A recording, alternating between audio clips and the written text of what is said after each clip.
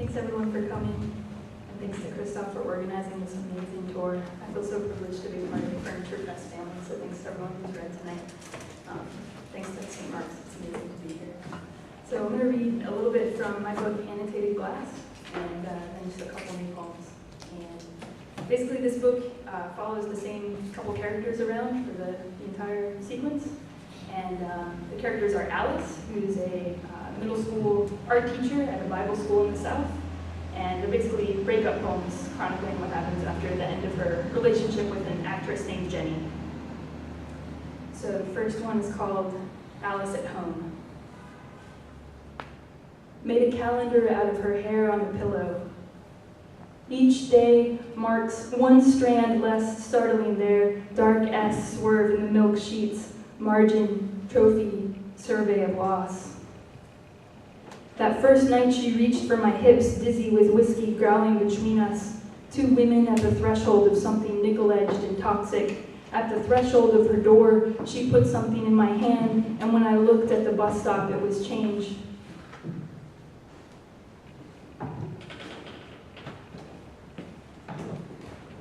Alyse in love.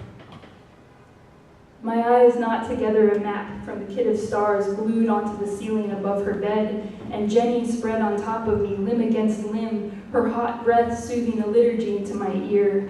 Winter boots gauzed in stiff snow in the corner, and it was her feet all along, that steady footing through silk hillocks, along rows of pines cascading daily, ever green, ever whispering, ever medicated, ever gone skinny dipping, holding some drunk girl's hand, smelling bourbon on her lips.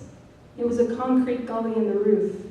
Views of the city on all sides, red and yellow and blinking, the water chlorinated cold. And how safe I felt today in the valley with Jenny, her raw, chapped hand pulling me along the ice-slicked paths. Snow dropping from the pines in thick rushes. My tongue running the grooves between your knuckles, Jenny, your thighs under the stained glass.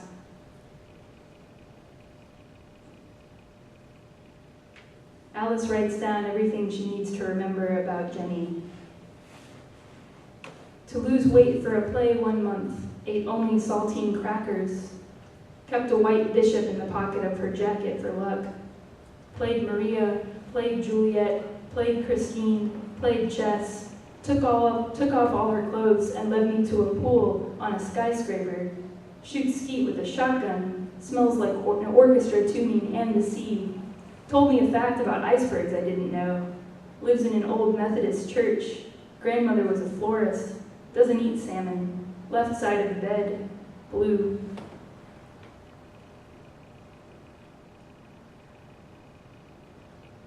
So in this book, I'm really interested in the ways that after a breakup, this world that you've built together with someone, just where does that world go? What happens to it? Can you revisit it? What is it like after that? So this poem's called Alyse and Jenny in Their Land. In the thick-fingered January nights, Alyse and Jenny build rooms of oceans and tall ships with oars miles long. The intricate masts, firm birch braided with cedar, resin-sealed, and sewn with roots thicker than Jenny's wrists. Moonlight reflects white off the walls of the room and over the sea. They walk the lengths of the oars, chewing mint leaves Alyse likes to taste on Jenny's fingers and teeth. No sun to rise, soft waves grazing the ships. And when Alyse builds a spar high enough to skim the moon, Jenny touches her arm, watches her lips, and says, "Enough." And so this poem is about something that happened a couple years ago. An actress and her partner were on a plane, and they kissed, and then the flight attendant came up and told them they had to stop because it was a family airline. And so this poem's called Alyse and Jenny Are Escorted Off the Southwest Airlines Plane. The flight attendant says, "This is a family airline. This is a family affair line. This is a family lair. I'm saying his is a fantasy error. Rewind, this the famine rare rhyme, the fem hair kind. Firmly blared sign, forgotten leaking sewer brine. boarding pre-air, their fingers entwined, hand on Jenny's knee, the bare shine, kiss declared unbenign, glare to decide, a plan to wait and see, then snare them, pull aside. Two women began a plea, then resigned. This is a despair guide, an aware collide, the damned pair blind, but still they cut down the trees and prepared their lewd shrine. So this is a family affair, lying up to see it. This is a family affair. This is a family. This is. And this last poem is called, this is the last poem I'll read from this book, and it's called Alice Recalls Georgia to Jenny. And I'm from a town in Georgia, a tiny town called Cumming, and I grew up on a road called Campground Road, because they have these religious revival shacks for the campgrounds, and so this is about that place. Let me show you the forest submerged in kudzu waist deep, the red clay of the riverbed that would stain our hands and fingertips, or Dock J of the Bald Ridge Marina, where I first fell in love with a woman when I saw her weeping. Inside the old revival shacks, grass grows through the boards year-round. I pass them and remember the story from grade school. A summer night, June bugs fatter that year than ever, and two girls crashed their pickup on Campground Road and died. Give me your hand. I will lick away the orange in the paths of your palms, and we can find a road where I might still be waiting, among the green growing higher and higher. So, I moved to Alaska 2 months ago, and it's really nice to be back on the East Coast where fall is happening. And I didn't realize, I knew it was going to be weird to move, but I didn't realize how much of a city person I was. I moved from DC, and so I wrote these two poems kind of about dealing with that, like trying to become Alaska wild or something. So this first poem is about a trip to the Wildlife Conservation Center where they've taken sick animals. If a bald eagle gets wing shot off, it goes to the conservation center. Conservation and rehabilitation. Because we want to take pictures of bears and moose without actually coming near them, though already I have called to you, unloading groceries from the car, when a cow and her calf clops down the street, taller than I thought, and faster too, because we want to look like real Alaskans to those East Coast city slickers, those smog breathers, those subway riders, our friends back home.